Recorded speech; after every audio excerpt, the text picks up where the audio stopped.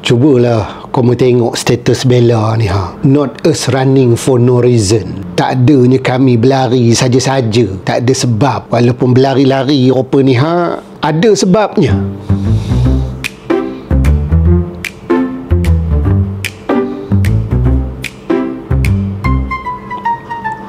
Tengok tu.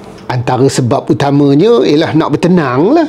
Nak menenangkan jiwa. Bukan senang, stres, tekanan yang dihadapi, tambah pula kalau proses mahkamah. Yang keduanya bukanlah berlari saja-saja. Adalah sebabnya. Antaranya untuk marketing, untuk mencari duit, memasarkan apa yang patut, berlari-lari di Switzerland. Jadi inilah proses kehidupan kita. Kadang-kadang orang tengok kita buat satu-satu benda tu macam tak ada sebab saja, buang masa, buat benda yang tak berfaedah. Itu pandangan orang. Sebab tu Bella tulis apa itu. Takkanlah demo nak berambat tanpa sebab, saja-saja nak berambat. Itulah di antara momen-momen demo di Switzerland. Jadi apa yang Bella cakap ni kadang-kadang nak mencantah balik pandangan-pandangan orang yang tak betul ini. Sebab memang orang ni kadang-kadang dia asyik nak mencari salah kita. Mandang kita ni semacam je. Macamlah kita buat sesuatu tu tak ada faedah. Macamlah kita buat sesuatu tu saja-saja aja. Tu yang kadang letih